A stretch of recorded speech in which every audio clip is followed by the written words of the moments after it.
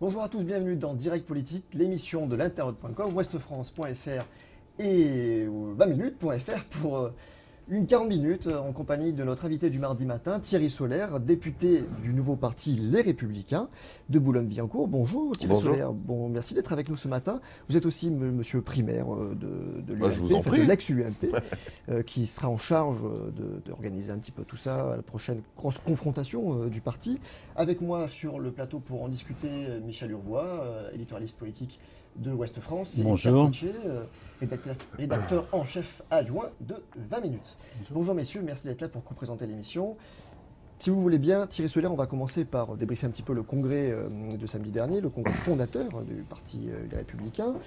Alors, ce qu'on retiendra, entre autres choses, c'est que Fillon a été hué, que Juppé a été sifflé, que celui-ci a notamment ce week-end assuré que lui avait l'opinion, contrairement à Nicolas Sarkozy, que le maire a lui appelé au renouveau, au renouvellement des visages notamment, que NKM commence à s'affranchir. Franchement, Thierry Solaire, ce que les Républicains, c'est le rassemblement en façade et finalement les divisions qui perdurent. Bon, écoutez, on a perdu la présidentielle en 2012 et pendant 2 ans, on a connu une période difficile. Et moi, ensuite, au lendemain de ça, il y a maintenant, en décembre dernier, l'élection, une nouvelle élection à la tête du parti. Et moi, je donne crédit à Nicolas Sarkozy d'avoir permis d'avoir un parti en ordre de marche. Alors après, il y a des ambitions individuelles en politique. Eh ben, elles seront traitées le moment venu par la primaire. Et c'est ça la grande nouveauté. Certains peuvent s'offusquer qu'il y ait quelques sifflets. Écoutez, moi, j'étais à la tribune ce jour-là. Je n'ai pas été impressionné par les sifflets. Il y en a eu quelques-uns 2 secondes. Et je trouve qu'on a eu globalement un très bon congrès où on a pu voir une famille qui était toute là, La toute fête n'a pas été rassemblée. gâchée par... Non, ces- je vois bien après, les médias, le système médiatique fait qu'on retient uniquement ce sujet-là. Moi, j'ai assisté à un congrès où l'ensemble de la famille politique était rassemblée, où tout le monde était là. Moi, j'ai assisté à toutes les grandes réunions politiques de l'UMP. C'est la première fois que François Fillon se fait huer. Il n'a pas été hué. Franchement, vous ne pouvez pas dire ça. J'étais à la tribune. Vous aviez une salle immense et vous avez quelques personnes. C'est peut-être sur les milliers de gens qui étaient là, une centaine de personnes, qui pendant 2 secondes ont fait quelques sifflets. Je le regrette. Tout le monde ne peut que le regretter. Parce que, et je vois, quelle est l'origine de ces sifflets?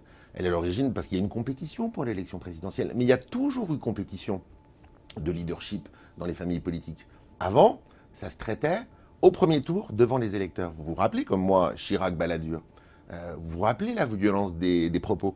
Vous vous rappelez comme moi à l'issue du premier tour, Édouard Balladur invectivant presque ses Là, il soutiens en s'agissait d'une disant... grand-messe du rassemblement. Donc Oui, c'était- mais globalement, je vous dis, ça s'est bien passé. Mais moi, je ne crois pas que la primaire soit du tout un danger pour la droite et le centre français. Ouais, Je crois surtout que c'est un mode d'emploi, que c'est une règle du jeu, que ça va permettre au contraire de canaliser un peu cette compétition. Et le moment venu, on sera tous rassemblés derrière celle ou celui qui aura gagné la primaire.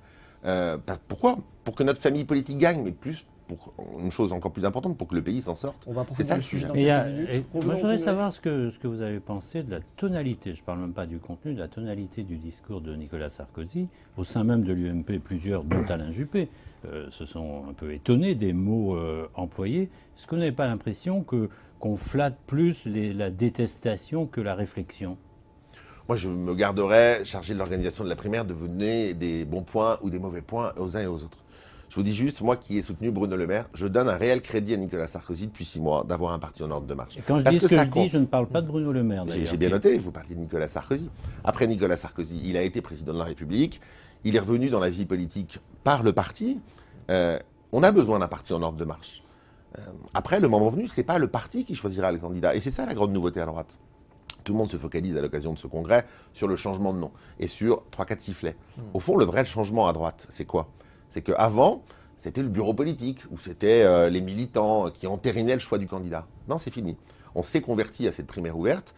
En novembre 2016, ce seront l'ensemble des Français qui nous écoutent, qui se reconnaissent dans les valeurs de la droite et du centre, et qui souhaitent l'alternance à la politique menée par la gauche, qui viendront choisir leur champion pour l'élection présidentielle. Et ça change tout. Alors bien sûr qu'il y a une compétition. Et bien sûr que quand vous avez une compétition, vous avez une partie des soutiens qui sont les plus galvanisés, qui peuvent siffler un peu. Parmi les candidats plus ou moins déclarés, certains dénoncent une forme de vocabulaire excessif. C'est vrai qu'on peut peut-être, pour ne pas nommer Alain Juppé visant Nicolas Sarkozy, on peut commencer à se dire que certains vont adopter une forme de langage différente d'autres candidats. Bruno Le Maire a décidé depuis quelques mois de ne pas attaquer les personnes. Est-ce que vous regrettez, vous, que à ce niveau comment dire, le débat politique, certains attaquent régulièrement des hauts responsables du gouvernement, pour ne pas citer le président de la République, par des termes un petit peu Moi, violents. encore une fois, je vous confirme que je ne vais pas donner des bons points et des mauvais points aux uns aux autres. Je vais vous dire Vous ce avez que donné je un fais bon point moi. à Sarkozy pour avoir remis le Mais voilà, machine en marche. mais je vais éviter les mauvais points dans ma propre famille. Ce que je vais vous dire, c'est que moi, en tant que parlementaire depuis 3 ans, je n'attaque jamais les personnes, parce que c'est pas le sujet. Le sujet, c'est la politique de fond. Et par contre, je pense que le pays a besoin de mesures radicales. De mesures radicales, ça ne veut pas dire de mesures extrémistes. Je veux dire, la droite française, c'est pas l'extrême droite. On n'a pas besoin de grands discours.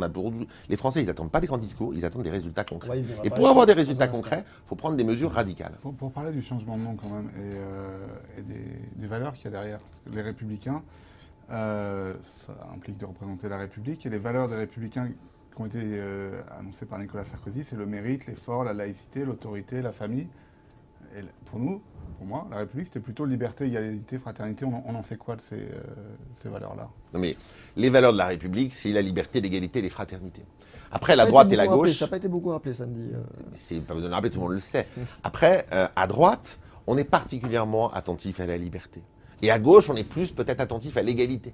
Bon, écoutez, en tout cas, on partage tous les trois. La fraternité en France, elle n'est pas battue en brèche. Aujourd'hui, on a un immense problème en matière de liberté, et notamment de liberté d'entreprendre. Et nous, au fond, ce qui nous rassemble, c'est de considérer qu'il nous faut un État régalien puissant, parce qu'aujourd'hui, ce n'est pas de nouvelles lois dont on a besoin tous les matins. Moi, je voyais 153 bidonvilles en Ile-de-France. Est-ce que vous croyez qu'on a besoin de nouvelles lois? On a besoin de faire appliquer les lois existantes. Les lois permettent d'avoir des gens qui sont en situation régulière, qui vivent dans des bidonvilles? Bien sûr que non. Donc, faisons appliquer la loi. Pour ça, il faut un État régalien fort. Et puis, à côté de ça, il nous faut aussi veiller à remettre le pays en marche avec des comptes publics qui fonctionnent. Vous ne répondez pas tout à fait à la question. Là, on est en train d'aborder le thème le terme républicain qui est plus ou moins récupéré d'une certaine façon par la droite. Alors, sur ce débat-là, je vais vous dire, il y a Est-ce que ça donne toujours pas eu... une autre connotation à ce terme-là? C'est ça qui est beaucoup. On sait beaucoup Alors, d'internautes, si c'est ça d'ailleurs, votre qui parlent de question, qui est fréquente, il y a toujours eu le mot République dans le nom des partis de la droite, sauf UMP. C'était l'UNR, c'était l'UDR, c'était le RPR, le Rassemblement pour la République. Écoutez, j'ai tellement vu la gauche, en 2012, stigmatiser une partie de la droite française en disant qu'elle n'était pas républicaine. Écoutez, elle devrait se rassurer, se réjouir que la droite est tellement républicaine qu'elle se revendique de la République. On va parler un petit peu de fond. Si on n'a pas entendu beaucoup de propositions, sur lesquelles c'était peut-être pas encore le lieu, ni l'endroit, ni le temps, on a quand même mis en avant beaucoup de valeurs de droite dans les différents discours. Aujourd'hui, le parti semble faire l'éloge de deux marqueurs importants, qui est celui d'une sorte de laïcité bienveillante mais intransigeante, et celui de l'assimilation comme forme d'intégration. On a quand même envie de vous interroger sur cette forme d'évolution du parti. Est-ce que vous savez qui a dit, en 2004, la dimension morale est plus solide, plus enracinée lorsqu'elle procède d'une démarche spirituelle religieuse, plutôt que lorsqu'elle cherche sa source dans le débat politique ou dans le modèle républicain?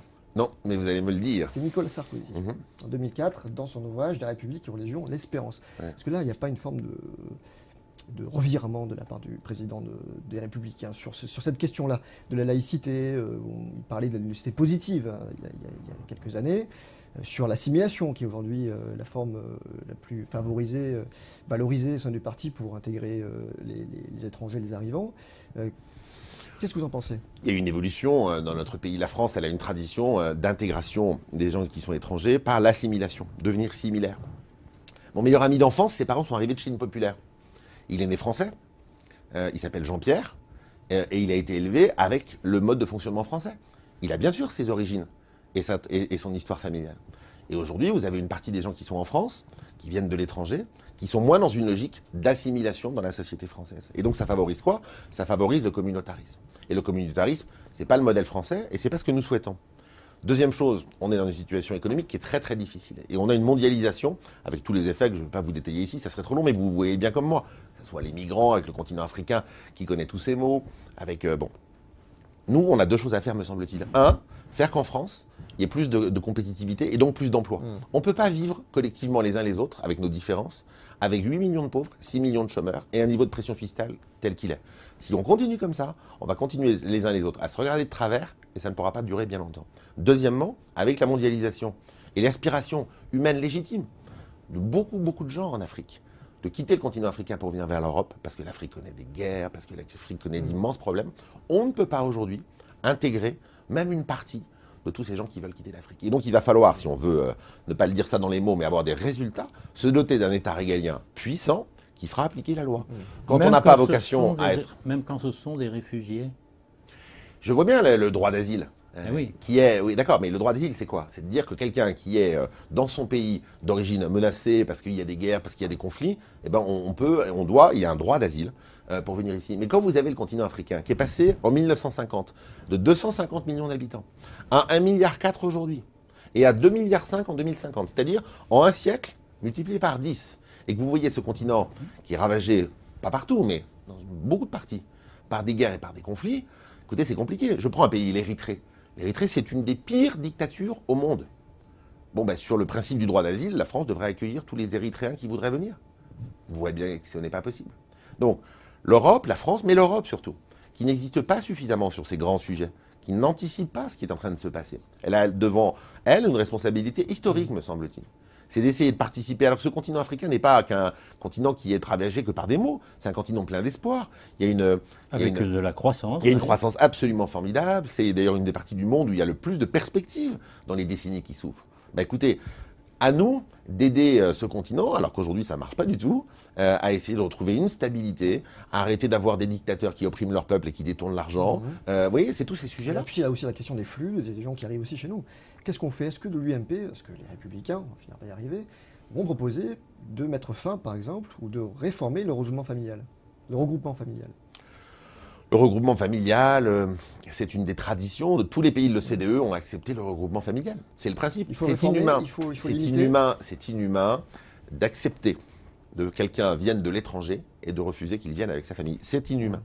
Le sujet, c'est qu'est-ce que nous acceptons comme immigration? De quoi avons-nous besoin comme immigration?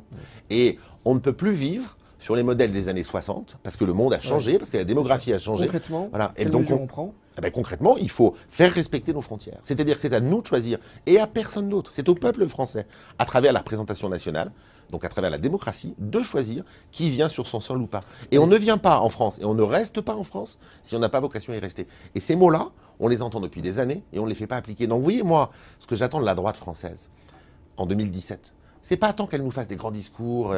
C'est une proposition concrète. Alors C'est justement, des ça des tombe bien. résultats. On Et, va- et pour avoir des résultats, pardon, je termine juste une phrase là-dessus, il suffit pas de le dire. Il faut se doter de moyens. Et pour se doter de moyens, vu qu'on a des déficits publics majeurs, il va falloir enfin avoir le courage de recentrer l'État sur ses missions fondamentales et de faire souffler un grand vent de liberté dans l'économie. Justement, on va proposer 5 propositions. On va ouvrir notre séquence pour ou contre. 5 propositions, vous nous dites si vous êtes pour ou contre et vous nous expliquez en quelques mots pourquoi. On commence, La Michel. première, précisément, c'est sur la question de l'État, du poids de l'État, du poids des services publics. Vous en dites moins d'État, oui, Oui, bien sûr. Alors, où coupe-t-on? Alors, l'État, on doit le recentrer sur ses missions régaliennes. L'État, il s'occupe de tout. L'État, c'est comme un paysan qui avait avant un champ de 1000 hectares et qui avait plein d'eau. Il faisait pousser des politiques publiques. Alors, il faisait pousser de la culture, il faisait pousser de l'éducation, il faisait pousser de la santé, il faisait pousser de la recherche, il faisait pousser de la défense nationale, de la justice, de la sécurité publique. Et puis, il faisait pousser plein de choses. Du contrôle des directions régionales du travail, des directions régionales de l'environnement, des normes. Bon. Un code du travail d'un Donc, mètre on le 40. recentre sur quoi? Aujourd'hui, il a plus L'armée. d'eau. Aujourd'hui, il n'a plus d'eau, l'État. Donc il a toujours son champ et il continue avec moins d'eau à vouloir irriguer partout. Résultat, plus rien ne pousse. Plus rien ne pousse. Donc si on veut avoir des résultats, il faut se recentrer sur les missions régaliennes de l'État. C'est quoi? C'est le monopole d'État. Qui assure la justice en France à part l'État? Personne ne le fera jamais à part l'État. Il faut donc mettre de l'argent là. Qui assure la sécurité publique dans la rue? Quand on sort, de ne pas se faire zigouiller par quelqu'un qui viendrait qui vous voudrait du mal. L'État. Si l'État n'est pas là pour vous protéger, personne ne le fera à sa place. Bien évidemment. La santé. Moi, je pense qu'il y a 2 grands sujets qu'il faut garder à côté de ça. C'est la santé et l'éducation. La santé, personne n'acceptera en France, qui se passe malheureusement quasiment partout ailleurs qu'en Europe. C'est-à-dire que si vous n'avez pas d'argent sur votre carte bleue et que vous êtes une personne âgée, vous n'êtes pas soigné. En France, on ne veut pas ça. Si on veut garder ça, il faut arrêter de dilapider de l'argent partout. Ça veut dire quoi? Si je prends la santé en 2 minutes, en 10 secondes, ça veut dire qu'on ne peut pas continuer à faire que tout soit gratuit partout, que l'hôpital, ce soit l'endroit de la bobologie. L'hôpital, c'est pour les maladies graves. C'est tout. Sinon, on ne va pas à l'hôpital. 2, la contribution à la santé. Écoutez, parfois, moi-même, ça me choque. Je me rappelle, il y a quelques années, j'ai une de mes filles qui a eu l'appendicite. Elle a été opérée, quelques complications. Ça a duré 2 jours. Ça a dû coûter 20 000 euros ou 15 000 euros à la collectivité. J'ai payé 0. Alors, je sais, je cotise comme tout le monde à l'assurance maladie.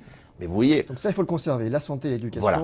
les missions l'éducation, Mais il faut se Au-delà, recentrer complètement. il Mais un faudra grand vent de liberté dans l'économie. donc privatiser certains secteurs qui sont aujourd'hui gérés par le public. Mais c'est même pas, c'est laisser faire le privé. L'État, c'est la contrainte. L'État, c'est la redistribution. L'État lève l'impôt. L'État, il crée pas de la valeur. Moi, quand j'entends des hommes politiques à droite comme à gauche qui disent on va créer des emplois, mais c'est pas vrai. Je veux dire, c'est pas vrai. L'État ne crée pas d'emplois. L'État, il contraint l'activité économique et derrière, souvent, il l'empêche. Et quand je vois comment ça marche en Europe de l'Ouest, et quand je vois quand ça marche en France, écoutez, c'est désespérant. Je pourrais vous donner un exemple en 2 secondes. J'ai l'autre jour un monsieur qui m'appelle, qui dit il y a un grand projet dans un département du sud de la France que je ne citerai pas, de création d'une entreprise, 600 emplois. C'est bloqué par la préfecture, par un fonctionnaire de la direction de je ne sais plus comment, parce que pour des raisons mais complètement kafkaïennes. J'ai appelé le préfet, ça s'est réglé. L'entreprise a pu s'installer. Ça aurait mis 2 ans. Ça aurait mis 2 ans sinon. Et au bout de 2 ans, mais bien sûr, l'entrepreneur, il serait parti ailleurs. Il se serait installé ailleurs. Ça met 15 jours en Pologne pour faire la même chose. Ça met 1 mois en Allemagne. Voilà, c'est ça la vérité qu'il faut voir aujourd'hui. Pour parler redistribution un petit peu, parce que l'État c'est la redistribution, est-ce qu'il faut réduire les aides sociales, notamment le RSA? Bien sûr, on a un niveau de prélèvements sociaux et donc d'aide sociale qui est trop élevé. Moi, je pense que personne n'accepterait en France demain qu'une personne qui est vraiment dans la difficulté, on la laisse au bord du chemin. Personne. On touche à Mais, quoi alors mais par contre, le travail, c'est pas facultatif en France. Ça doit être une obligation. Alors pour ça, il faut 2 choses. 1, il faut qu'il y ait des entreprises qui embauchent. Et 2, il faut que les gens aient envie d'aller travailler. Alors il y a un problème majeur, je peux en dire un mot tout de suite, c'est le problème de la formation. Moi, je peux vous emmener où vous voulez, en Ile-de-France, pour vous montrer des entreprises qui cherchent des commerciaux dans des secteurs pas très qualifiés. Ils ne trouvent personne. Des chauffeurs de bus, on ne trouve pas.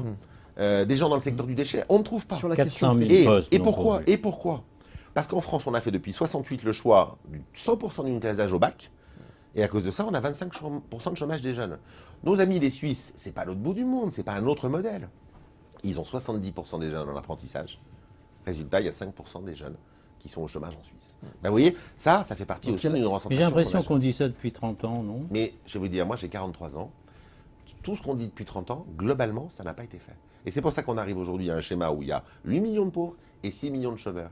Et moi, en 2017, plus que la droite gagne sur la gauche, presque par mécanique, parce que la gauche aura échoué. Elle aura échoué. Regardez encore les chiffres du chômage qui sont terribles. La droite gagnerait l'élection présidentielle. Et puis la fois d'après, ça serait la gauche. Et puis globalement, on continuerait à se passer ce modèle social français dont on se gargarise depuis Concrètement, 50 Thierry ans, Soler, concrètement. sans jamais le changer, en se le passant de génération en génération comme un Graal qu'il ne faudrait pas bouger. Et la situation se détériorerait. Étonnez, ne cherchez pas plus loin pourquoi les gens s'abstiennent et votent pour l'extrême droite. Ils ne sont pas Concrètement, venus Thierry d'extrême Soler, droite. sur cette Je question termine des aides juste sur sociales. un point là-dessus. Moi, ce que je souhaite, c'est que ma famille politique, elle répare ce qui n'a pas été fait depuis 30 ans dans notre pays. Vous Et allez faire des qu'enfin, propositions on arrive fortes. à un niveau de compétitivité des entreprises normal pour finir avec le chômage de masse. Et 2, c'est que l'état de droit soit respecté. Donc il faudra des propositions chocs, fortes, réduction des aides sociales, vous le confirmez. Oui, bien sûr, il Il faudra. faudra revenir également sur le niveau d'indemnité du chômage. Oui, et notamment C'est en faisant juste. quelque chose sur ce sujet-là, Mhm. en mettant les crédits sur la formation. La formation professionnelle en France. Pardon, le paritarisme qui gère tout ça, mais enfin, j'en connais comme vous tous l'origine. C'est le lendemain de la Seconde Guerre mondiale où on demande aux syndicats de gérer ces sujets. Qui peut comprendre aujourd'hui que ce soit le MEDEF et la CGT Ça sera aussi une qui soient priorité. chargés de tout ça? Ça sera aussi Et une bien priorité. sûr. On a une Ce question n'est d'Angèle. absolument pas efficace. Pardon, un point quand même sur ce sujet, parce que vous m'abordez un point très lourd, je ne peux pas ne pas dire un mot sur ce sujet. On doit mettre le paquet à fond sur l'apprentissage, vraiment, et sur la formation. C'est le seul moyen. Moi, je ne peux plus tolérer de voir des gens de 45 ans qui sont foutus pour le boulot, parce qu'ils sont chômeurs de longue durée, parce qu'on leur dit qu'ils n'ont pas la bonne formation, qu'ils ne trouveront jamais d'emploi. Qu'est-ce qu'on va faire? La société, et même pour eux-mêmes comme pour la société, c'est intenable ce modèle. Il faut donc, tout au long de la vie, qu'on ait une vraie formation professionnelle, il faut donc revoir nos priorités. Allez, on va avancer. On prend un troisième pour ou contre. C'est celui d'Angèle qui nous demande faut-il se débarrasser des régimes spéciaux? Est-ce que la droite aura le courage de se débarrasser des régimes spéciaux de retraite? Moi, je crois que quand il y a des efforts à faire, il y a des efforts à faire. Il faut la justice et il faut l'équité. Et il n'y a aucune raison d'avoir des régimes spéciaux. Je prends un exemple très vite pour aller dans le dur. Pourquoi, quand quelqu'un se fait embaucher à la mairie de Boulogne-Billancourt pour un poste identique qu'on trouve dans une entreprise de ma ville, au bout de 3, 4, 5 ans, automatiquement, il devient fonctionnaire territorial, c'est-à-dire qu'il a une garantie d'emploi à vie. Pourquoi il y en a qui ont des CDI et des CDD? Vous avez vu l'année dernière sur les embauches, le peu d'embauches qu'il y a en France, malheureusement, 80%, plus de 80%, c'est des CDD. Avec un CDD, on ne vit pas. Donc, vous êtes Avec passé un CDD, on ne peut pas. La question sur la retraite, vous l'avez passé directement sur le contrat de travail. Un mot Oui. sur le régime spécifique. Le régime spécifique de retraite, moi je ne comprends pas l'origine de ça. Je pense qu'aujourd'hui, on voit tous, on a gagné 15 ans d'espérance de vie. Il faut reconnaître la pénibilité de certaines fonctions, bien sûr. Quelqu'un qui s'occupe de bébés qui, à 55 ans, 60 ans, elle ne peut pas se plier en 24 pour aller ramasser, pour prendre des bébés par terre. Oui, elle a des problèmes de dos. Donc bien sûr qu'il y a des spécificités. Il faut les reconnaître et il faut les gérer. Mais globalement, il faut avoir une forme d'équité sur les sujets de retraite. Sur l'emploi, CDD, CDI, fonction publique, enfin pardon, mais c'est intenable. Manuel Valls a annoncé hier qu'il ne 80%. toucherait pas au contrat de travail. Oui, mais c'est une erreur majeure. C'est une erreur majeure. Moi, je voudrais un droit unique pour tous les salariés et que vous acquériez des droits progressivement en fonction de votre durée dans l'emploi. Un contrat unique. Et bien sûr. Qui peut accepter aujourd'hui 80% des embauches en CDD, et essentiellement, c'est des jeunes qui arrivent sur le marché du travail. Vous êtes un jeune, vous êtes formé, vous avez quasiment aucune chance d'avoir un CDI aujourd'hui. C'est ça la vérité. Et attendez, les jeunes, ils vont se révolter. Moi, président de la République, ma priorité, ça sera la jeunesse. Enfin, écoutez, qu'est-ce qu'il a fait pour les jeunes de France, François Hollande? Rien du tout.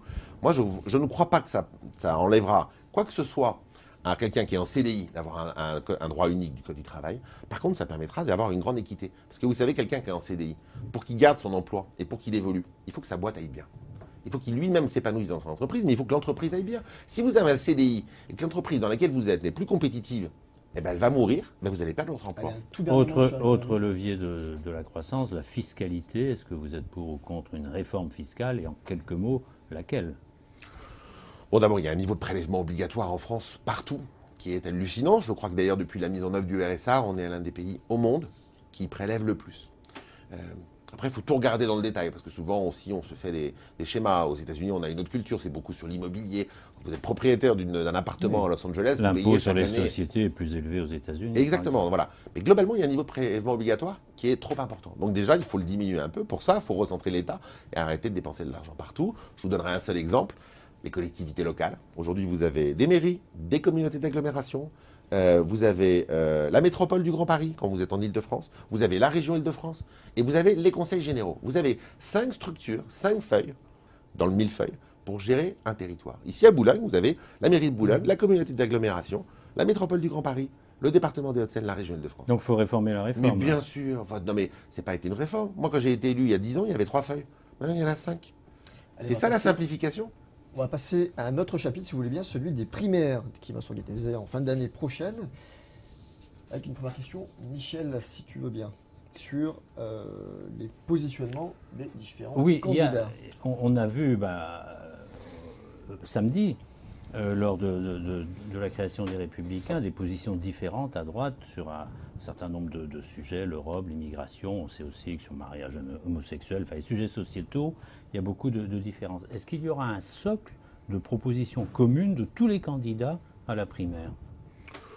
Je ne suis pas persuadé. Je pense que par nature, à partir du moment où on a mis en œuvre le fait que maintenant, ça sera une primaire de la droite et du centre, c'est-à-dire que tous les candidats qui se reconnaissent dans ces valeurs, sur certaines conditions, on ne va pas avoir 50 candidats, pourront venir se présenter, et ce seront les électeurs qui viendront trancher ça, ce sera les candidats qui feront leurs propositions. Après, est-ce qu'on a un socle commun de valeurs et de propositions? Ben oui, bien sûr.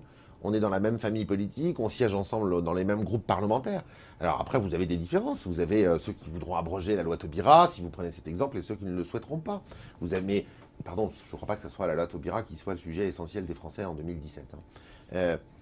Mais donc voilà, je pense que ça sera les candidats qui feront leurs propositions, et ça sera ça, bien sûr, le choix des Français pour un candidat ou pour une candidate, parce que ça ne sera pas qu'un casting. La ligne définitive de la droite des Républicains sera actée seulement en novembre 2016.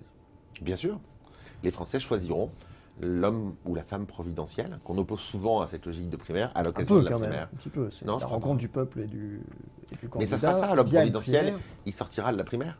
Il sortira de la primaire, et c'est les millions de Français, parce qu'il y a, je veux le dire, parce que souvent les gens ne le savent pas encore, il n'y a pas besoin d'avoir une carte aux Républicains, d'avoir une carte à l'UDI pour venir choisir le candidat le moment venu. L'homme présidentiel, c'est pas celui qui a l'opinion avec lui. L'homme providentiel, c'est celui qui gagnera la primaire et qui portera nos couleurs et la refonte de tout ce qui ne va pas en France à l'occasion de l'élection présidentielle. C'est ça l'essentiel. Un des candidats possibles, Alain Juppé, a dit qu'il participerait que si la primaire était ouverte au centre. Est-ce que ça veut dire qu'il y a un doute? Parce que vous venez parler de primaire de la droite et du centre. Est-ce que vous pouvez le rassurer sur ce point alors? Est-ce que les centristes aussi participeront soit comme candidats, soit peut-être comme votants? Alors, quand on dit la primaire, elle est ouverte à la droite et à le centre, on parle de deux choses. On parle de ceux qui peuvent s'y présenter et de ceux qui peuvent y voter. Qui pourra voter à la primaire? Tous ceux qui se reconnaissent dans les valeurs de la droite et du centre. Donc, les électeurs du centre droit français, ils pourront venir choisir, parmi les différents candidats à la primaire, celui qui voudra porter l'espoir pour l'élection présidentielle. Deuxièmement, les candidats issus d'autres formations politiques que l'UDI, que les Républicains, pardon. Notamment les candidats issus de l'UDI. Écoutez, c'est à eux de le dire s'ils veulent venir. Et du MoDem. C'est à eux de le dire s'ils veulent venir. Pour être candidat à la primaire, quand on est au MoDem ou quand on est à l'UDI, il faut, le vouloir, pas forcer quelqu'un à être candidat à une élection. Et deuxièmement, il faut se reconnaître dans les valeurs républicaines de la droite et du centre. Ça veut dire que c'est conditionné, cette ouverture, au bon vouloir des candidats UDI. Mais par nature, quand vous êtes dans une compétition, vous ne pouvez pas demander à quelqu'un d'être de force dans la compétition. Ce serait un échec, reconnaissez-le, non, si personne de l'UDI ou du MoDem ce sera à l'UDI. Je vais vous dire sur l'UDI, ils ont gouverné ensemble avec l'UMP à l'époque, dans la période récente. Moi, je le vois dans les mairies, je le vois dans les départements, on le verra tous au régional en décembre prochain. L'UDI et les Républicains travaillent ensemble. Et donc, moi, je n'ai pas de doute qu'on soit rassemblés à l'occasion du premier tour de l'élection présidentielle, parce que tout le monde a bien compris qu'on ne pourra pas se permettre de revivre Chirac-Balladur, c'est-à-dire deux candidats de la même famille politique, le RPR de l'époque, les Républicains d'aujourd'hui, ni même revivre Chirac-Giscard d'Estaing, c'est-à-dire RPR-UDF, c'est-à-dire Républicain-UDI. On devra être rassemblés. Vous appelez Jean-Christophe Lagarde, Hervé Morin, à participer, s'il le souhaite, plutôt à la primaire que... Et moi, je souhaite que l'UDI, bien sûr, participe à la primaire. Je discute beaucoup, parce que ce sont mes collègues à l'Assemblée nationale. Avec eux, moi, je pense qu'ils ont conscience de cela. Après, ils ont à prendre leurs décisions, et ce n'est pas à moi de leur donner ni leur calendrier, ni quoi que ce soit d'autre. Mais je veux dire à Alain Juppé, mais qu'il le sait, que la primaire, ce n'est pas la primaire simplement des Républicains. Ce n'est pas les adhérents des Républicains qui choisiront leur champion pour l'élection présidentielle, c'est l'ensemble des Français de la droite et du centre. Et quand on parle d'une primaire ouverte, c'est surtout ça le sujet, c'est qui peut voter. Et qui peut voter? C'est des millions et des millions de Français. Tous ceux qui voudront l'alternance. Qu'est-ce qui garantirait concrètement l'équité entre tous les candidats, nous demande Julien. Il rajoute, est-ce qu'une primaire sans femmes, c'est possible? Ah oui, bien sûr, une primaire sans femmes, c'est possible, mais c'est vrai que c'est... C'est dommageable, c'est regrettable, non? Voilà, bien sûr, moi j'aimerais bien que ça serait plutôt bien, je trouve, qu'il y ait des gens de toutes les générations, de tous les sexes, qu'il y ait des différences et que les gens aient le choix. Mais non, c'est pareil, Nathalie Kosciusko-Morizet, ça sera à elle de prendre une décision si elle veut aller ou pas à la primaire. On ne va pas demander à Nathalie Kosciusko-Morizet, parce qu'elle est une femme, d'être candidat, c'est le primaire. Vous savez, c'est pas un jeu, hein, c'est quelque chose de sérieux. On ne s'engage pas pour être candidat devant tous les Français à l'élection présidentielle et incarner les valeurs de la droite et du centre en mai 2017. Comme ça. Bien sûr. Est-ce que les candidats sont financés par le parti? Est-ce qu'il y aura une mode de financement? Alors, je réponds peut-être plus à votre première question, parce que la vraie question qu'il pose, c'est comment on garantit l'équité. C'est très important. Quand on participe à une élection, pour quelqu'un qui s'y présente, ou quand on va y voter, on doit avoir la sincérité du scrutin. Et donc, c'est un enjeu très important. On s'est doté de deux structures, un comité d'organisation de la primaire qui va préparer tout cela, et puis d'une haute autorité qui va contrôler. Un peu comme à l'élection présidentielle, vous avez un conseil constitutionnel, et puis le ministère de l'Intérieur et les préfectures qui organisent. Ça veut dire qu'il y aura équité des moyens, que les bureaux de vote seront surveillés, la répartition des bureaux de vote sera surveillée, que le temps d'intervention, le temps de parole sera chronométrique. C'est ça l'équité? Trois réponses. Une sur le financement. D'abord, il y aura un plafond de campagne. C'est-à-dire qu'on ne pourra pas dépasser un certain montant de dépenses. On n'a pas encore fixé le plafond. Mais il y aura un plafond. Et surtout, il y aura une publication des comptes de campagne de chaque candidat, parce que ça nous paraît nécessaire. Deuxièmement, il y aura les Français qui viendront voter devront payer 2 € pour participer à la primaire, parce que la primaire doit être autofinancée. Donc ces 2 € couvriront les frais d'organisation de cette primaire-là. Voilà, exactement. Deuxièmement, votre deuxième question, pardon, c'était sur... Sur le contrôle, la répartition des bureaux de vote. Les bureaux de vote, par exemple. On a arrêté, et ça c'est la règle qui a été approuvée dans les statuts, donc c'est maintenant la règle interne aux Républicains. Il y aura à minima 10 000 bureaux de vote. Ça, Alain Juppé d'ailleurs a été très exigeant à vouloir qu'il y en ait beaucoup. Et il y a un sujet très important qui est leur répartition. J'ai proposé qu'il y ait une répartition qui soit faite de la manière suivante. La moitié de ces 10 000 bureaux, 5 000, linéairement sur le territoire national, dans toutes les circonscriptions, au moins 5 000 bureaux répartis par circonscription. Et après, c'est là où il faut travailler, mais on va le faire en accord, avec un représentant d'Alain Juppé, en représentant de Nicolas Sarkozy, en représentant de Bruno Le Maire, de Xavier Bertrand, enfin l'ensemble des personnalités de notre famille politique, qu'on puisse trouver la clé de répartition des 5 000 autres. On comprend bien que dans un endroit, dans un territoire de France, où la droite et le centre sont forts, il faut plus de bureaux que dans un territoire où ils sont moins forts. Et pour autant, il faut que... Et puis deuxièmement, la France, elle est diverse. Il y en a qui vivent en milieu urbain, il y en a qui sont plus dans la ruralité. On ne peut pas passer 1h30 de voiture pour aller voter les jours de la primaire. Non. Donc il faudra avoir des bureaux de vote assez près de chaque Français et bien répartis. Et ça, c'est un gros travail qu'on doit faire maintenant. Faites sûr, pour savoir là où la droite et le centre ont été forts, vous prenez quoi comme chiffre? La dernière présidentielle C'est tout ça qu'il faut, c'est tout le travail qu'on a encore à affiner, justement.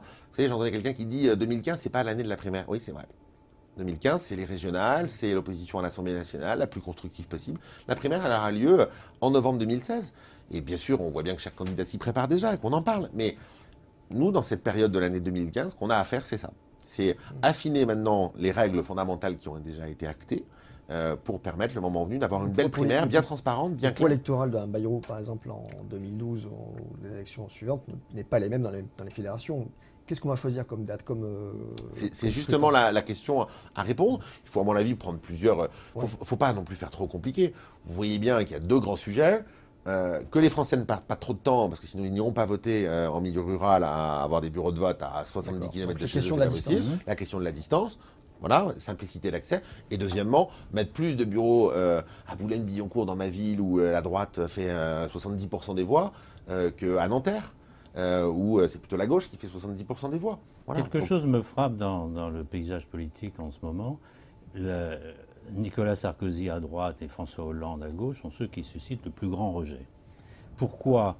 Alors que des Bruno Le Maire ou des Alain Juppé suscitent apparemment plus d'adhésion, plus d'intérêt en tout cas. Si l'intérêt c'est le pays, si l'intérêt c'est de battre le Front National, si l'intérêt c'est de battre des socialistes, pourquoi ne pas promouvoir ceux qui ont la meilleure cote? Vous dites ça à un des bras droits de Bruno Le Maire, donc je me réjouis de votre question. Mais encore une fois, la primaire, ça permet de sélectionner celui-là ou celle-là. Ça sera à tous les électeurs de le trancher. Donc c'est pas ça le problème. Moi, je me méfie toujours des sondages. Toujours, nationalement comme localement. Quand j'étais venu la dernière fois sur le plateau de l'Internaute, il y avait un sondage qui, un mois avant l'élection, donnait Claude Guéant à 46% au premier tour et moi à 14%. Législative 2012. C'est moi qui suis le député de Boulogne. Je me rappelle les sondages à l'élection présidentielle. Michel Rocard, Édouard Balladur, Dominique Strauss-Kahn étaient tous présidents de la République. Et ça a été François Mitterrand, Jacques Chirac, Nicolas Sarkozy. Cela étant, il y a des personnalités plus clivantes. Et on peut se dire que pour mener des grandes réformes, il faudra une majorité. Mais vous pouvez avoir votre opinion. Et si vous vous reconnaissez vous-même dans les valeurs de la droite et du centre, vous faites ce que vous voudrez. Vous irez voter à la primaire à ce moment-là. Je le souhaite. Encore une fois, c'est pas moi qui vais désigner le candidat. Ce sont nos électeurs. Et moi, ce que je souhaite, c'est qu'on ne revive pas, dans cette période qui s'ouvre, des grandes tensions. Bien sûr, je ne suis pas naïf. La compétition, c'est une compétition féroce pour le pouvoir. Et ça crée des fois des difficultés. Mais je pense que ces difficultés-là, on peut les canaliser et qu'on peut les gérer. Et je pense que dans la période qui s'ouvre, la primaire, son organisation, c'est au contraire un facteur de garantie de stabilité et de gestion. Il y a une règle du jeu. Ceux qui veulent et qui se sentent en capacité d'incarner le leadership pour redresser notre pays en 2017 et qui seront candidats à cette primaire, eh bien écoutez, ils seront candidats, ils connaissent le mode d'emploi, à eux de convaincre les Français qu'ils sont l'homme ou la femme de la situation. On avait juste quand même un peu l'impression qu'il y avait déjà une règle du jeu quand c'était Copé et Fillon. Et pourtant, ça ne s'est pas très bien terminé. Et le but, c'est évidemment de ne pas revivre ce qui s'est... Enfin, je suppose que c'est ça le but pour vous. Hein, de ne pas revivre ce qui s'est passé entre Copé et Fillon. Et pourtant, la règle avait l'air plutôt claire. Comment est-ce qu'on est sûr qu'on ne repart pas dans un micmac comme en 2000 Copé Fillon, c'est une élection interne de militants. Ça n'a rien à voir avec une primaire qui est ouverte à tous les électeurs. Quand on ouvre, ça se passe mieux. Pardon ? Plus on ouvre, plus ça devrait bien se passer. Enfin, il faut faire deux Avec des choses. règles fixes. D'abord, ça n'a rien à voir. Dans un cas, vous avez une consultation d'adhérents et de toute évidence, ça a été organisé n'importe comment. Quand vous faites une primaire, voilà, bien sûr, il faut avoir la garantie absolue de la sincérité du scrutin. Et pour ça, il ne faut pas le dire, il faut le faire. Et vous serez très exigeant, l'opinion publique, la presse, les médias, sur les conditions d'organisation de cette primaire. C'est d'ailleurs légitime. Je ne dis pas que la gauche a tout bien fait, mais globalement, je garde un bon souvenir de l'organisation de la primaire de la gauche. Et il n'y a aucune raison qu'on n'arrive pas à faire la même chose. Et je vous rappelle que je ne suis pas le garant, je ne serai pas moi, parce que je suis un parlementaire UMP, donc par nature je suis engagé. Vous avez déjà vu un homme politique qui n'a pas d'engagement? Ça n'existe pas. Les garants de la primaire, ce sera une haute autorité composée de personnes extérieures. Vous mettrez en retrait à ce moment-là? Non mais pas retrait, moi je m'occupe avec d'autres qui sont les proches d'Alain Juppé, les proches de Nicolas Sarkozy, de l'organisation. Des tuyaux et puis mais après, la matière. exactement, par contre après le contrôle et la garantie de la sincérité du scrutin, ça sera une haute autorité avec des gens qui sont éminemment respectables, qui ne sont pas membres de l'UMP et qui seront des grandes personnalités du droit français. qui mettront d'ailleurs leur notoriété en garantie à cette Allez, il nous achat. reste 5-6 minutes. On va finir l'émission sur les régionales qui se présentent, puisque vous êtes porte-parole de Valérie Pécresse, candidate en Ile-de-France. Le scrutin sera en décembre, donc ça se rapproche, ça se concrétise, la campagne est pour bientôt. Et pour revenir sur ces alliances avec l'UDI, est-ce que selon vous, en Ile-de-France, Chantal Jouanneau doit s'unir avec Valérie Pécresse dès le premier tour? Moi, je vois qu'on travaille très bien ensemble avec l'UDI dans les mairies, en Ile-de-France. Je vois qu'on travaille très bien dans les départements, et ça depuis longtemps. Je vois que l'aspiration des électeurs, c'est vraiment à l'alternance par rapport à la gauche. Donc je pense que de toute façon, l'union se fera. Elle se fera au pire au premier tour. Encore une fois, c'est à l'UDI de le vouloir. Vous savez, quand vous voulez vous marier avec quelqu'un, c'est pas en exigeant que ça fonctionne. Il faut convaincre. Nous, voilà, les bras de Valérie Pécresse sont grands ouverts. Elle a rencontré, elle s'entend bien avec elle, Chantal Jouanneau à de nombreuses reprises. Ils ont parlé de fond, parce que c'est ça qui compte aussi. Pour essayer de se mettre d'accord sur 2-3 sujets un peu importants. Je crois que l'accord est trouvé. Donc l'union se fera au pire. L'accord est trouvé, c'est-à-dire L'accord est trouvé sur le fond de ce qu'il faudra faire pour cette région Île-de-France, qu'il faudra réparer. De toute évidence, après 17 ans de gestion de la gauche, dont M. Barthelone est comptable. Parce que je vous rappelle que Claude Barthelone, il a été conseiller régional avec Huchon, il a été le patron de la Seine-Saint-Denis, et je ne sais pas si vous voyez ce que c'est que la Seine-Saint-Denis, et dans sa gestion avec ses emprunts toxiques, et sur la réalité territoriale, avec tous ces bidonvilles, avec ces logements sociaux, qu'on a rajoutés dans des villes où il y avait déjà 80% de logements sociaux. C'est ça la gestion de la gauche. C'est de mettre des logements sociaux dans des endroits où vous en avez déjà 80. Et après d'arriver, la main sur le cœur, en disant on est là pour réparer les inégalités territoriales. Enfin écoutez, près de 20 ans de gestion de la gauche, ça a amené à faire des ghettos. Sur la stratégie de la droite, une union UDI indépendante au premier tour de celle de l'UMP, ce serait un échec pour lancer la campagne? Non mais je vous dis, au pire, l'union se fera au soir du premier tour. Nous, on vit ça d'une manière très sereine. Moi, je vous dis, je suis très heureux, moi, d'être le porte-parole de Valérie Pécresse, parce qu'on a là une femme jeune, qui est déjà très expérimentée, et qui ne se disperse pas depuis 10 ans dans plein de choses. Elle a son combat, c'est la région Île-de-France. Elle a mis toute son énergie à ça. Et je suis persuadé qu'elle sera élue présidente de région, et qu'enfin les choses changeront. Regardez un exemple concret. Les transports en commun, c'est un enfer en Ile-de-France. Les trains sont annulés, on ne met pas l'argent là où il faut, on n'a pas réparé les lignes suffisamment. La fraude, ça coûte 500 millions d'euros par an, la fraude, dans les transports en commun. Et vous avez 10% des gens qui fraudent, qui payent l'amende. Pourquoi? Parce qu'il n'y a même pas besoin d'avoir une pièce d'identité quand vous êtes dans le transport en commun. Donc il suffit que la personne contrôlée donne votre nom et votre adresse, c'est vous qui allez recevoir le PV. Enfin écoutez, vous voyez, cette gestion-là, c'est ça, même au niveau national, ce qu'on évoquait tout à l'heure, que les Français ne supportent plus. Il faut arrêter de vouloir tout faire. Il faut bien faire ce pourquoi on est élu. La région Île-de-France, elle gère les lycées, elle gère notamment les transports en commun. Il faut réparer le fonctionnement de cette région en matière de transport en commun.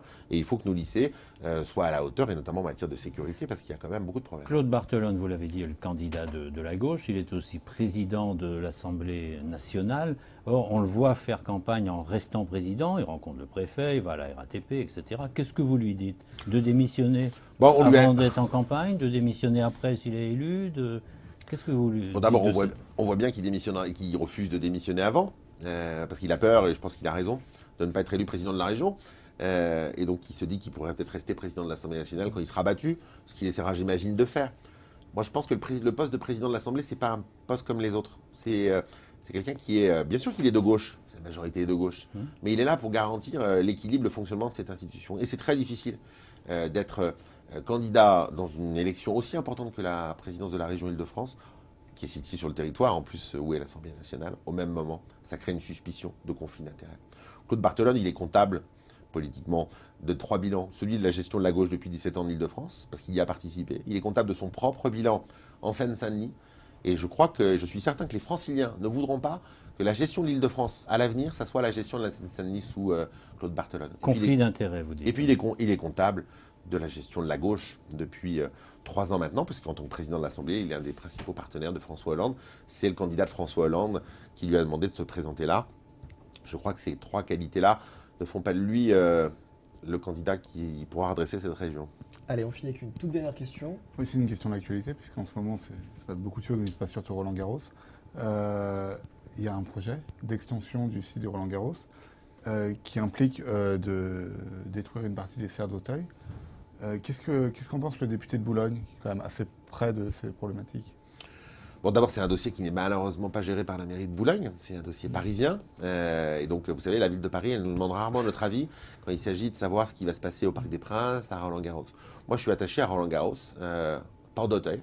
Donc je ne souhaite pas que Roland-Garros quitte. Je vois bien qu'il y a besoin de faire des extensions. Je me désespère de voir que la concertation n'arrive pas à fonctionner. Pourquoi la ville de Paris ne parle pas avec les voisins à Boulogne?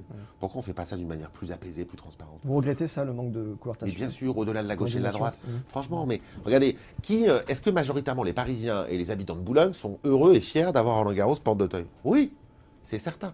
Est-ce que ça crée des nuisances? Bien sûr. Mais voilà, il faut les gérer au mieux possible. Est-ce qu'il y a besoin de faire une extension de Roland-Garros? Oui, c'est la vérité. Donc vous avez plutôt tendance à soutenir ce projet-là. Il y a un projet d'extension. Par contre, est-ce qu'il faut raser une partie des serres d'Auteuil? Écoutez, on peut peut-être faire quelque chose d'alternatif. Et puis, souvent, il y a des gens qui soufflent sur les braises aussi pour en rajouter. Voilà.